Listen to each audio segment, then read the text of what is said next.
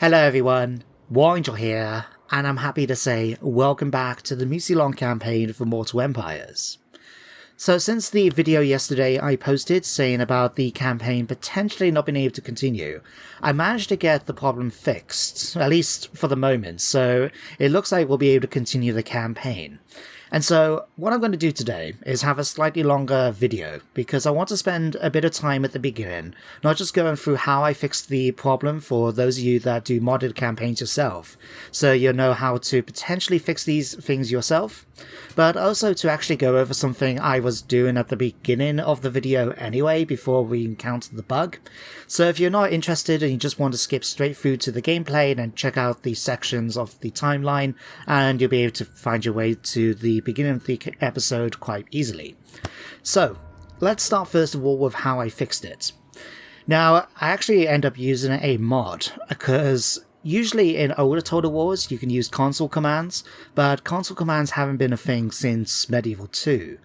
But luckily on the Steam Workshop there is a mod called Console Commands, Modding Tools, by a guy called Prop Joe.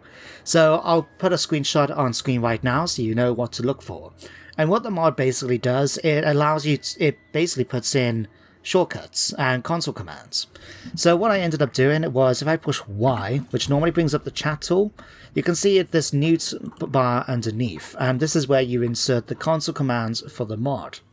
So what I ended up doing is turning off the fog of war, and you have to type this, you can't just push enter, and as you can see it turns off the fog of war. Now what was the problem after I looked around was that the Shadewaves faction had no settlements. It was only the one army, led by Vargeist, the faction leader, and the army was right here at Marienburg. Now I watched during the end turn sequence to see what exactly they were doing, and I still have no idea what was happening. It looked like they were trying to attack Marienburg or something, but it kept crashing the game. So I ended up just using another console command called kill, which works by you click on the unit like here, and then you just go on here, and you type kill, and then push this button. Now I'm not going to do that because it will destroy this army straight away, and there are different ways of doing it as well. So you've got a kill 2, which will kill off the commander but not the actual units, and there's a whole bunch of them. But I will put a link to the mod page down in the comments section for those of you that are interested, and I might keep it on for the moment just to see if it fixes anything else that might come up, but I'm not going to be using it to be affecting the gameplay in general. So for example, we'll turn the fog of war back on and we'll just leave things as it is. So let's get rid of that. So that was how I fixed the problem, and it might come in handy for your own modded campaigns if there's any potential bug fixes in that, where you can't just do something as straightforward as destroy an entire faction like I ended up doing, because with that army destroyed, the Shadewaves faction no longer exists. So that's that sorted.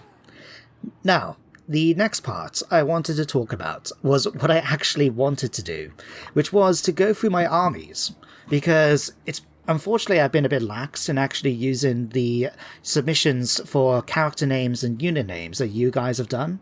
And so what I did at the end of the last episode was skip forward a turn to finish off some buildings. And then I went ahead and renamed all of our units, as well as recruit some new heroes, which I renamed then using your submissions.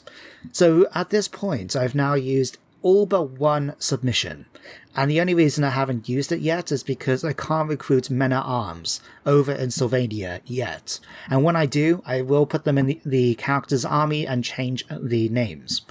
So I'm going to spend a few minutes going through the units and just showcasing names and putting up backstories where relevant. So let's start off first of all over here in Knight's Pass, where our faction leader, the Red Duke, is leading. Now obviously I can't change his name, didn't want to anyway, and I've kept Mina because she's been with us for quite some time. But I end up recruiting a unit of Graveguard with great weapons, which I've now called the Sleepless Guard. We've got the Screaming Ones, 2 units of the Duke's Guard, as well as the Bastardiers of Chalon. Now we've got 2 units here of the Children of the Pox, and as you can see on the backstory on screen right now, these guys were supposed to be called the Grandchildren of the Nameless Parasites, a name submitted by AJ. Unfortunately, due to character limits, I couldn't fit the entire name in, so I decided to go with Children of the Pox because it actually fitted, you know? So, apologies for that, mate. But I do like the backstory, and I'll leave it up to you guys, whether or not the Red Duke is keeping an eye on them, or they've managed to insert themselves into the army properly in order to further the goals of their patron, Nurgle. But that is the, well, we'll call them the Children of the Poxers campaign, but that's what they were supposed to be called.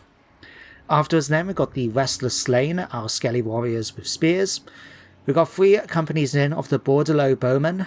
Unfortunately, I don't know who submitted it, because whoever didn't leave their name, but I'll put this backstory on screen as well for you guys to look at. Next then, we've got our Black Knights. Now, I'm planning to swap these out for the Blood Knights and the Black Grail Knights we've got in that other army to the west, so I didn't bother to give these guys any names. So I'm afraid. But we may do eventually. No, I'm just going to disband these guys, actually. So, yeah, we'll just leave it. But of course, we've got the Dreadwings, and a bit of a funny name for this Vargolf, but I decided to call it Louis the Righteous, after the Red Duke's brother, back when he was alive. I don't know, I just like the idea of the slavering monster that's just consumed by hunger, to be called Louis the Righteous. What can I say? Got a sense of humour. Anyway, that's the Red Duke. Then, of course, we've got Aidan Beastsplitter down here. Got Eustache over here. And Daniel then, who's now leading for the moment the Ladies Lost for the Black Rail Knights, and 2 units of the Bloodsworn for our Blood Knights. Over here then, with the Black Servant himself, Malabad, we've of course got his heroes, Ucasin, Bulgars, and Lorraine. But after that, we've got 4 units of the King's Men. Again, name coming up on screen right now, along with their backstory. Okay. After that, we've got 2 units of the Disgruntled for our Polearm Men-at-Arms. And then we've got 4 companies of Mousillon's Mutants, which again, coming up on screen. Followed then by that, we've then got the Doom Reliquary of Mordak, the Rose Lances, the Eternal Errantry for our Damned Knights Errant, and 2 units then of the Rusted Blades for our Black Knights. And then, if we switch over here, over in Zufbar, I've recruited our Fallen Knight that we managed to gain through the Bloodlines, and his name is William the Terror Lapronge, named after submission by Alarund Bacala, and I know I keep butchering your first name, I do apologise for that thing, but I've got your character here, and we'll be leveling him up shortly. But we also got some Graveguard, some Grey Men, which I'm interested to see how these guys look like on the battlefield. They would be quite cool, I'm sure. And then we've got some normal Graveguard as well. They will have some Men-at-Arms for another submission eventually, but I can't recruit them anywhere in the area for the moment, so we'll just have to make do. But, along with William, we've also got Aldrich the Mad, Rector. Again, backstory coming up on screen. I like the fact this guy is a slave. Well, was a slave that was rescued by William. That was a pretty cool touch in this backstory. And then, finally then, we've got Margaret de Mousillon, a submission by Alvor Wheel. So, what I've got in my head for the headcanon for these guys, and why we haven't seen them up to this point, is simply because they've been part of the court of the Red Duke. But with our annexation of Sylvania, he's decided to send some trusted advisors to go over there and keep the local population under control, deal with any upstarts and things like that. And it has nothing to do with the fact that up to this point, where we finished the Vampire Crypts and Dragonhof, I couldn't actually recruit any vampires for our faction. So it has nothing to do with that, honest. Oh yeah, we also got as well Bernhard Richtelos, the White King that we got when we managed to confederate, as well as Weindrich Heisnick, our Banshee. And there we go. That is all of the characters, all the units named. If you want to submit any more names for settlements, characters, or units, then check out the comments section where I've been pinning the link for the Google form. I can't unfortunately put a character limit in, which means that sometimes if I can't fit it in, I will, modify it a bit, like I've done with the Children of the Pox here. But, yeah, I've now used everyone's submissions, and I hope the best of luck to them as we play through this campaign, because sometimes things do go a little awry when I play. Anyway, let's continue now with the actual campaign, where we're going to start things off with the Red Duke going after the settlement of Uberswijk down here. This should be a pretty straightforward fight. It was when I played it anyway. So yeah, buttons bar massively in my favour, but we're just going to auto-resolve. Because I've already played through this turn, which is what I ended up doing before, unfortunately we got the bug in the next end turn phase, I'm just going to go through things quite quickly. But you can see now we picked up the Stalk of Arden, picked up the Book of Arkin this time. Okay, what does this do? Gives us basically 4 uses of the Van Hell's Dance Macabre. Okay, we picked up the Shield of Batalis last time I played this, so yeah, different item, but that's okay. I much prefer that one, to be honest. But yeah, I've taken Uberswijk because we eventually do want to go after Wijkland, and we can always use the settlement here, less for money, and more to start spreading vampiric corruption in the province. So we'll leave it there for now. What else did I want to do? Oh yeah, other units. So if we grab you, Daniel, I'm going to get you in normal stance, and I'm just going to get you to start moving into friendly territory. We do have this army here, which is a slight problem, but hopefully they'll either won't attack us because the other units are the Barrow Legion, or yeah, we'll be able to get past. All we're going to do with him is basically join up with the Red Duke when he comes back, and then we'll disband the army. Get some more income coming in that way. So you've done that. Now you, Malabad, I'm going to start moving you down here. I changed my mind about sending him off after Albion, after you saw in the last end turn phase of the campaign, when I showed we got 1, 2, 3 massive armies from Albion making our way over. So I thought it'd be best to not send him off just yet until we actually got the Red Duke up there as well for support. You can't do much because you're in the middle of recruiting, and the other characters we've got, like Aldrich, I've only just recruited them, so yeah, can't move them yet. Now, one thing I am going to be doing with our money is, it was suggested by Alvor in the comments of the last episode that we can use Zufbar as a recruitment area, thanks to things like the Scoured Iron Mine and things like that to make our units cheaper, and then use Drakenhof itself and Eastern Sylvania as an economic centre. So what I'm going to do is see if we can actually recruit this time. I didn't do that last time, but I'm going to look now. Right, we're going to get on out Beast Splitter. I'm going to change your name. And the reason why I wanted this guy in particular is because of 2 things. 1, Lawkeeper is going to make things much cheaper and better for the faction with research rates. And also because he can boost income. So we'll move him over towards Zulfbar eventually. His trait should actually lower the cost of construction and balance it out compared to the 30% extra he would have to pay for the unpleasant climate. So we'll move him over eventually. What I'm going to do, though, is I'm going to change your name. Anand. We'll keep Anand, I guess. I'm going to call you, instead of Beast Splitter, I'm going to call you Soul Weaver. There we go. Perfect. Right. I think that should be everyone. Bernhoff can start making his way over to join up with William. There we go. You just starting to get some more experience. Failure. That's okay. One of those things. And otherwise, really, it's just a case of finishing off a couple of bits here and there. You, for example, I'm going to go ahead and get a carpenter's workshop. So that way then we'll be able to give a trebuchet to Malabad's force. Aquitane, can't really do much with you yet. Although, let's go ahead and give you a training field. Just to boost the income. Oh no, actually, even better. Let's upgrade the Vinters. There we go.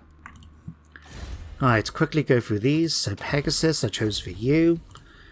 For our Banshee, I'm just going to go a mixture of Assassinate and Specialists. William, right, this is something I want to just go through quickly, because I don't think we've actually seen the skill tree yet for the Fallen Knights. So, these 3 are basically straightforward. It's a mixture of the Vampire Counts and the Bretonnian skills. So we've got things like Steward of the Realm mixed up alongside Eternal Warden, and so on and so on. But the one I wanted to showcase in particular was the unique ones. So we've got the opportunity, for example, to get a Pegasus and a Hippogriff for the character, which is quite cool. Normally with the vampire accounts, you can't get them, so that's a nice little touch. But it's these two here that I'm interested in. Now, I don't know how they work. They might just be, you know, you might have to, by picking one, unlock the other one. I don't know. But we'll find out when we actually get to level 10. But we've got Benevolent Overlord, and as you go through this, you can see it gives a nice bunch of bonuses for peasant units, like our men-at-arms. And it also gives us the Secrets of the Bloody Grail. We can basically making him a Grail Knight. Very cool. Or, we can go for Embrace the Darkness, and essentially turn him into a vampire. Gives him bonuses for Black Knights and Blood Knights, as well as continuing to make him a close combat monster. Now, Pakala, what I would like to ask you is, in case this is either one or the other, which one would you like for me to go down? Going from your backstory, I do think the Secrets of the Bloody Grail would be the best one to finish off, because he, as your backstory says, he does drink from the Grail, but I would like to know what you would like. So let me know down in the comments, mate, okay? And yeah, that should be everyone else, though. Margaret. Again, going by her backstory submitted by Alvor, I'm going to focus on her magical tree mainly. So we'll have that. Aldrich. Again, he's supposed to be really good at raising the dead, so I'm going to go ahead and give that to him straight away. Give you the Curse of Undeath, and let's go Van Hell's Dance Macabre. Alright, Soul Weaver, I'm just going to focus on your boost income, basically. We'll go for that, and then, I don't know, steal some technology and runes. There we go. Alright. I think we'll be okay, actually, for stealing technology. We've done it recently, and all we'll be doing is trying to level him up some more. So, yeah, we'll just leave you move down here. Okay, Eustache, we'll just move you down here a moment, and then hit enter. Well, this has turned out to be an interesting opportunity. So, Otto von Schwarzhaven of the Barra Legion have actually launched an attack against the dreaded warherds here. And look at the size of the model difference. But not only has Heinrich decided to join in, but they've also asked if we want to join in. So, I'm going to go ahead and just order us over the battle. We took a few casualties in that, but to be honest with you, we'll be able to get it back easily enough. And more importantly, we picked up some loot. We could dominate the captives. I'm just going to go ahead and get some extra dark magic. And that should be another... Ooh, Eustache has got wounded as well. That is most unfortunate. Who wounded you? What? Remember, the Barra Legion has actually attacked him. How dare you? And yes, we've made it through the end turn phase. Hallelujah. Right, so what did we end up happening? We spotted an ambush, we had some agent actions, it seems. Raiding. Right, yeah, Eustache got wounded. I've also made a non-aggression pact with the Wargrove of Woe, simply because I figured, why not, you know? But it's annoying about Eustache being wounded, because, as you know, we've been using him to increase our blood kisses. So, without him being around, means we're going to be a little bit slow on that front. But it's okay, though. It's okay. Right, let's grab the Red Duke. We're going to start bringing you back over here now. Yeah, not too fussed about Talrock's doing whatever he needs to do there, though. In fact, what we could do... Is it worth... We could make a bit more money if we can actually get them together, is what I'm thinking. So, let's actually move you a little bit more this way. There we go. And let's put you in here now. So what we'll do is just simply swap them out. So we got these guys can go in there, then you guys can go in there. Or not? Oh. Right, of course. I forgot about actually using the tabletop caps mod. Because we've got so many modded versions like the Borderlow Bowman, they don't count in the mod, but units like the Skeleton Warriors do. So, yeah, unfortunately it seems we can't actually get both units of the Bloodsworn in there. Bugger. Oh well, we'll stick that there for now. And I will suppose I'll keep one of you guys instead. Or not. 21. Wait, why? Huh? Hang on, I'm confused. Right. Oh no, hang on. Right. Ignore me. Ignore me. There we go. Sorted. So, you guys now can just be disbanded. You can as well. And that's increased our income significantly. Right. In that case, what we're going to call you now, we're just going to call you the Duke's Companions. I think that was the name I was originally going to go with. Companions.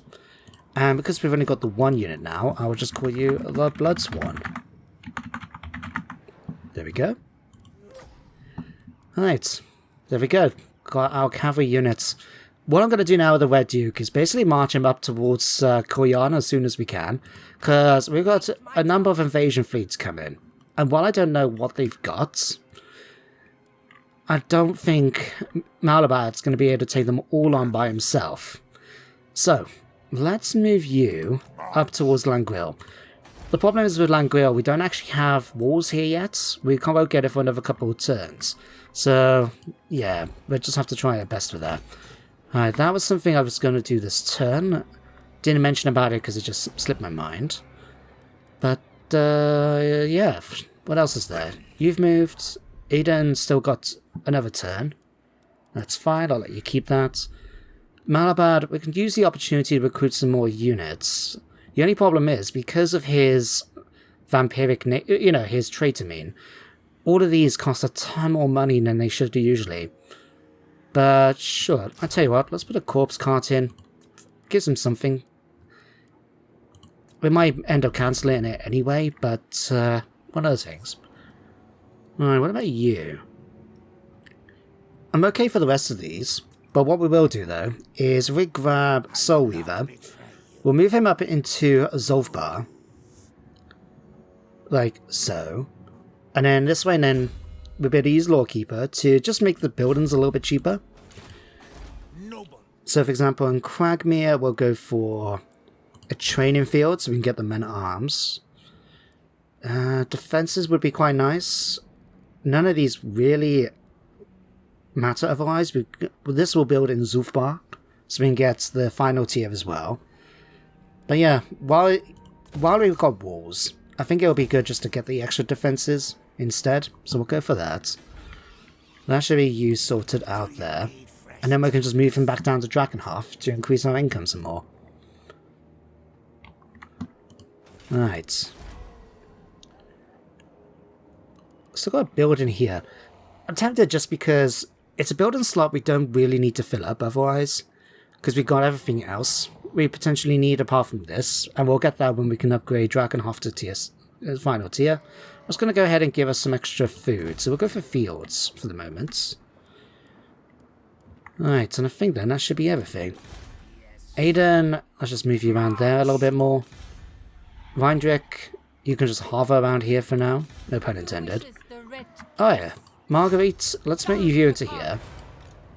And Aldrich, let's move you there. And we'll put Bernhoff in here too. Right, there's that. And the Red Duke, what am I going to give you now?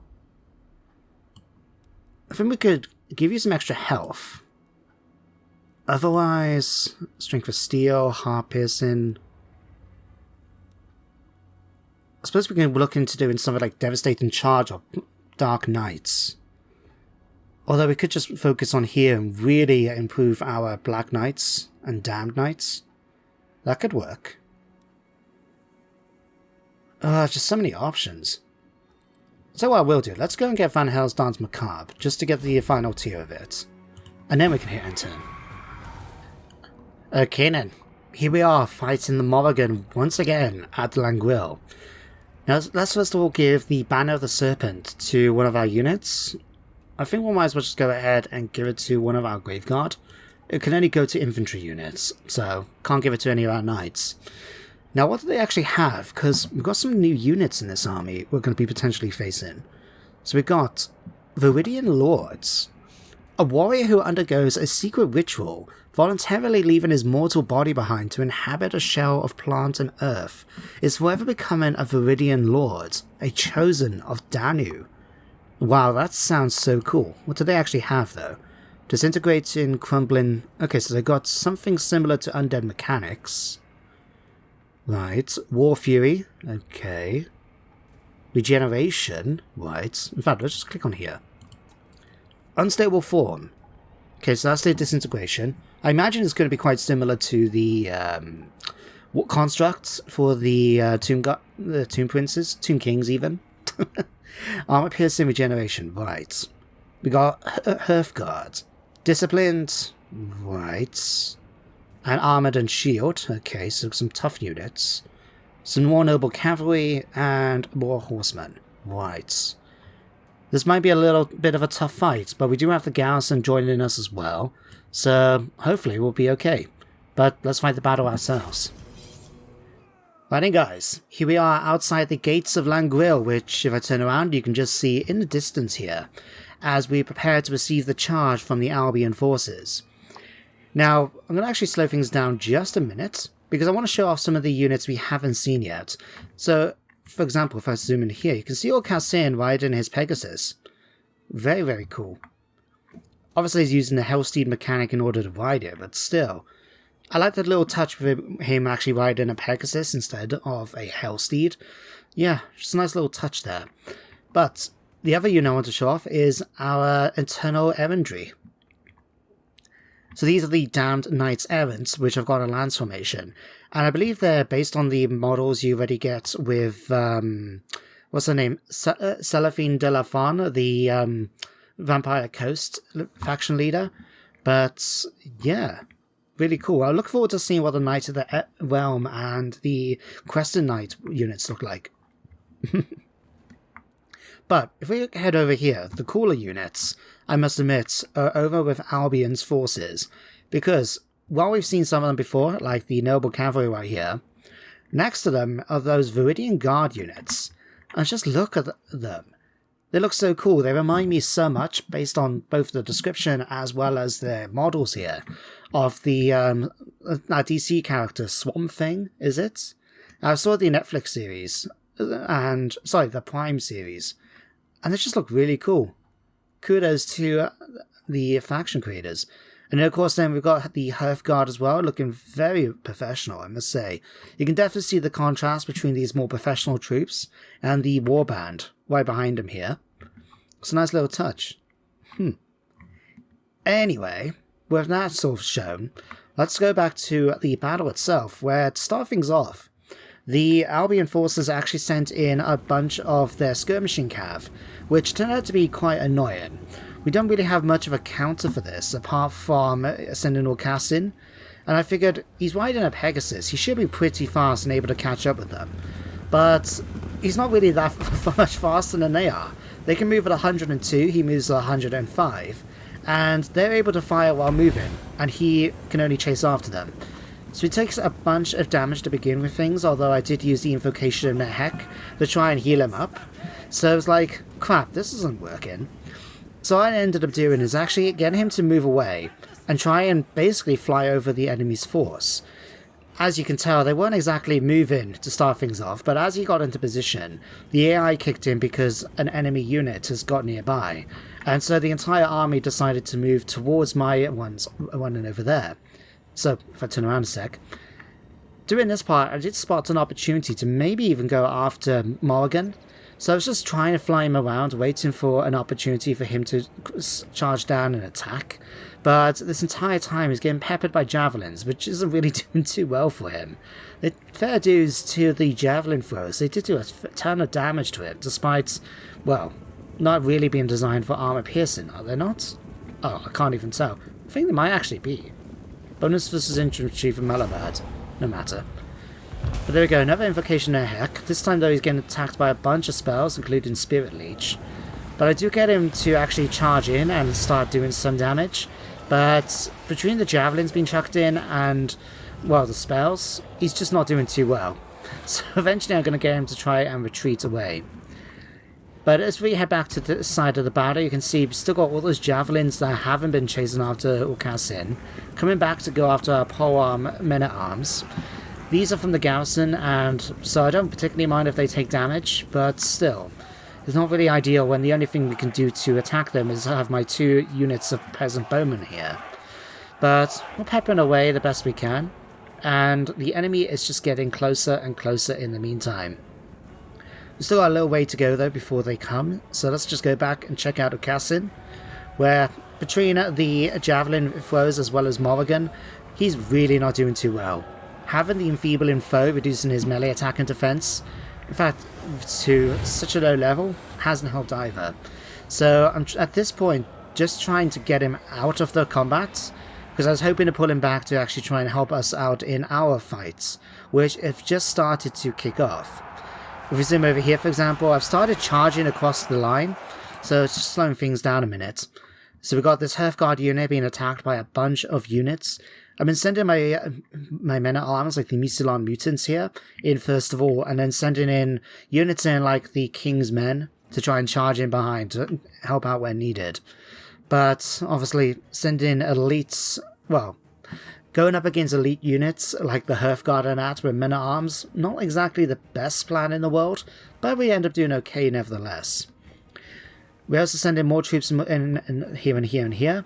Right, we've got them bunched up right here. Luckily for us, we have the numerical advantage, which I'm trying to seize by sending units like the Disgruntled here to try and flank the enemy's attack against the Viridian Lords. And what I'm doing over here then with our Rose Lances and Eternal Infantry is get them in a position to try and start charging in the rear. In particular, if we can clear up, for example, our left flank here, we'll be able to start bringing these guys in to support the centre, as well as be able to send the Knights then to go and finish up here. Now, to help out here a little bit, I've got the Reliquary over here, the Doom Reliquary of Mordak, using Soul Blight to do some damage and reduce an enemy's damage and armour here. And against the ones which are getting a bit weaker, especially when we're about to charge in, I start using the one which is going to reduce enemy leadership. So that's helping out a little bit there and there. Over this side, we've got our Rusted Blades charging in across from their hidden position in the woods. I was tempted originally to try and go after the Horse Warriors, but let's be honest, that's not going to work out too well. So their first target is going to be the Noble Cavalry right here, which, between their charges as well as the Spearmen here, they've done, well, they've done some damage to my bowmen, but they've actually held the line pretty okay. Unfortunately, I did have a unit of Crypt Ghouls, which I honestly thought ran away because these got attacked by the Spear Cavalry, but they managed to hold on, it seems, which is fine by me. Now here, though, we're seeing evidence that of the enemy's superior troops just doing a ton of damage, although these are the ones that also took some damage from the javelin throwers, so it hasn't really helped out too much. But things are going okay nevertheless. We are trying our best. We've got Bulgars somewhere in this particular fight. Oh no, Malabad's in this one, sorry. Bulgars, I think, is right here, carving away against these enemies' Hearthguard as much as we can. Over on our left flank, we start getting our charges in. You can see the Eternal Infantry have charged into the rear here, doing a ton of damage with Doom and Darkness, just reducing the enemy's leadership a little more. And, of course, with Cavalry, the best thing to do is Circle Charge, which is what I'm doing. So, Cycle Charge. The only problem is with Cycle Charging in the more recent Warhammer games, is because when they cycle out and pull out of combat, they actually basically have their defense lowered to 0. So they end up always taking a bunch of casualties as they try to retreat, despite the fact really they shouldn't. But it's one of those things. We just have to try and deal with it and hope we don't take too many casualties. Now we've got some men-at-arms from the garrison starting to retreat, and you can see over here I've been using our damsel, Lorraine, basically just trying to improve our troops' health and helping out where needed as much as possible. Another cycle charge happening over there. And so far we're holding the line on our left flank. Here in the centre it's going a little bit worse, I should say this centre here. We do have some forces hanging on in there, but it's getting a bit tough on that side. Over here though is much better. We've managed to break the right flank essentially with the exceptional one unit of Hearthguard. We've still got javelins trying to throw in as well, and it's doing some damage to the Rusted Blades, but we're doing okay nevertheless. We are managed to slowly whittle down the enemy's forces, especially with a bit of a spell being cast right there. But the Hearthguard are doing extremely well against our troops. It's a little disconcerting. but we're doing okay anyway. Another cycle charge over here again. Loving the fact that you can still see the bodies of the spirits that have been destroyed. I would have loved it if they just had a little mechanic to see something like them just disintegrate completely, you know? That would have been quite nice. But if we swing back over here a minute, the Morrigan is trying her best to help out by using Feast of Crows, but we managed to break the combat here in our favour. So I'm sending a mixture of troops to try and help reinforce our centre line, as well as chase down some of the enemy's infantry. And the Malabad himself is trying to go after Morrigan, but she's got a bit of a bodyguard here with the Noble Cav, which charge in to intercept him. But despite the fact that he is outnumbered, he's still going to do extremely well, defeating both the Noble Cavalry and eventually causing the Morrigan to retreat. Now, as you can see though in the balance bar up here, it is massively in our favour. We still outnumber the enemy over 3-1, and victory is within our grasp. So, luckily for us, over on this side we've broken the unit of Hearthguard and managed to get the Viridian Guard to retreat. And it is actually at this moment that the enemies shatter completely, and so it's just a case of mopping up as much of the enemy as possible. Now, we're not going to be able to catch up, unfortunately, with their cavalry. In fact, you can see their cavalry just rushing away right now. But we managed to do enough damage to them before the shatter that a lot of their cavalry are just going to just be destroyed completely. Certain ones, like the javelins here, are going to be okay. But in general, yeah, we've destroyed a lot of their army. Now, I deliberately left Morrigan with very little health. So when we have to fight her in the future... Ooh, hiccups, excuse me. When we have to fight her in the future, she's going to be very easy to take down and debuff the enemy's morale. So what I've decided to do with Malabad is just chase them after some Hearthguard, and basically just leave our troops to chase down what units they want. In the centre was an interesting problem. We've got so much of our own forces, they kept getting in one another's way. And so we've got enemy units that are occasionally taking a bit of damage, but on the whole, they're just sort of standing around and not getting attacked. So what I've started doing is just move all of my units out of combat so the enemy can start retreating, because if I actually try and zoom in a little bit, then you might be able to see them. You're just a big clump right here. So I end up, like I said, moving our forces out one by one until they can actually start marching, and then I just send my cavalry after them to finish them off. But there we go, guys. A victory, but with quite a few bodies left on the ground afterwards, especially for my men-at-arms, but they've managed to prove themselves quite well. Mousillon mutants, you've done well. I'm proud of you guys. Anyway, let's go back to the campaign map, shall we? So, we managed to win with a Pyrrhic victory. God, that took a while. Unfortunately, we did lose Aquitane, who got wounded during the battle, but I'll take responsibility for that since I misused him during that battle, but that's okay. The most important thing is, though, we won the battle, managed to wipe out a lot of the enemy's forces, and didn't actually lose any full units ourselves, which is great news. So, unfortunately, we'd only get 3% from the captives. Oh well, in that case, I'm just going to go and murder them instead. We don't particularly want to return them or to dominate, you know, these filthy barbarian lowlifes into the ranks of Bretonnia. Who would want to do that? Okay then. So Cassin has been wounded, we already knew that. Malabad's picked up Bold. We picked up Unliving Labour Force, which is going to make our buildings much, much cheaper to do.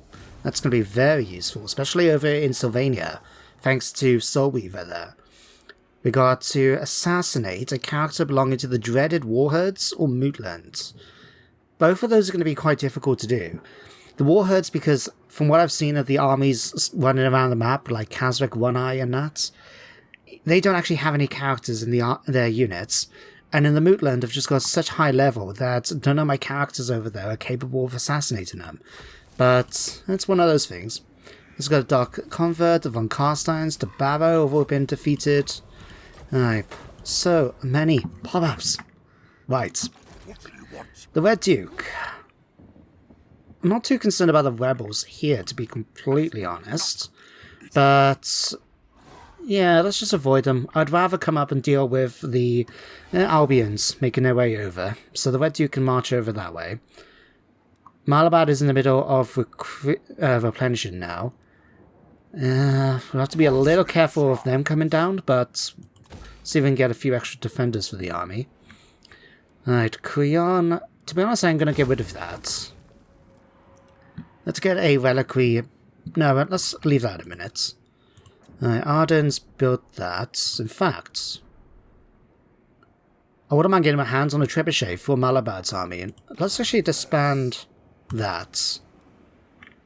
I don't want to move him yet, because we've got Dual Durak's force up here, but it would be handy just to pop down towards Artois in order to get it. Maybe in the next turn when the Red Duke has managed to get into position. In the meantime, though, you can just wait here. Okay, William has now finished that. Okay. So, let's grab some men-at-arms. I know we don't really need to get these guys, but, and to be honest, it would be better for us to focus on Graveguard, but, you know me, I like a bit of role-playing. So, yeah, we're gonna go... No, what we'll do, actually, we'll grab 2 of you. And what we'll do, if in the meantime, is we'll level this up. It'll cost 3,000. Everything else is slowly being done. That's fine. What we could do to try and save a bit of cash... Nah, we'll leave it for now. Alright, Drakenhof.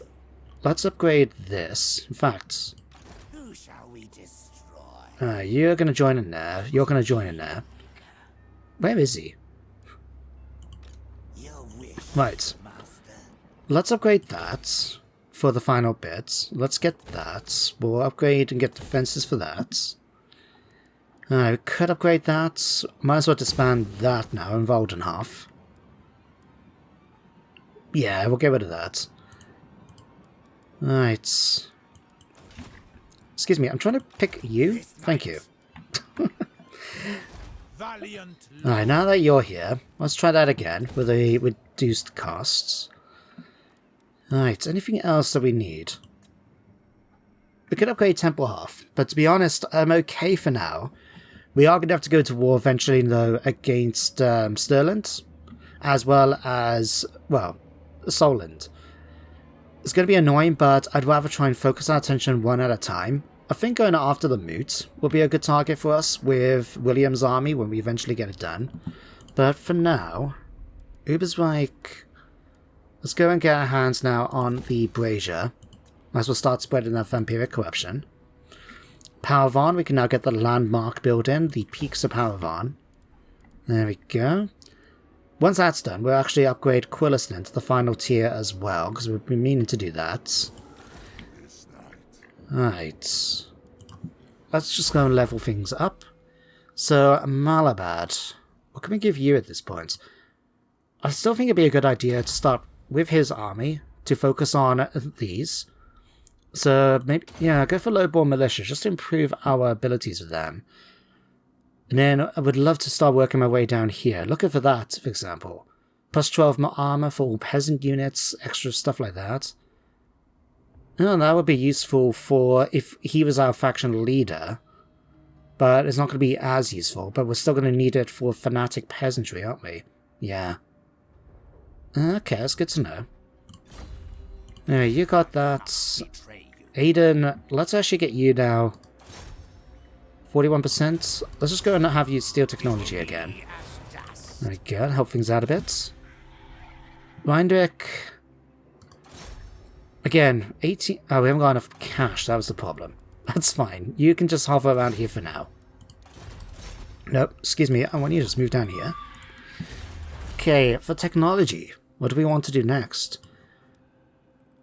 I'll leave these for the moment, because while it would be useful to improve our hex waves and stuff like that, I'd rather just focus on this part of the tech tree. So we could go infiltrates for extra diplomatic relations, increase these. Extra income and growth will be useful. Extra hero ranks, equipment costs, range and reduction time. That for ward save could be really interesting. Having all damage basically reduced by 10%. I can get behind that. Let's grab that for you, then. What the hell? Where did this army come from? Okay, well, what I'm guessing then is that Cassian has been recruiting up a Grunzint, which we're definitely going to have to go after once we've dealt with Albion. But, yeah, I was not expecting an army of this standard to be coming out. So they got a bunch of Knights of the Realm, okay. A bunch of Grail Reliquaries as well. Men-at-Arms, Battle Pilgrims. To be honest, we can easily win this fight, but we are going to have to fight the battle myself. So we'll end today's episode here, and start the next one with the Battle at Knight's Pass.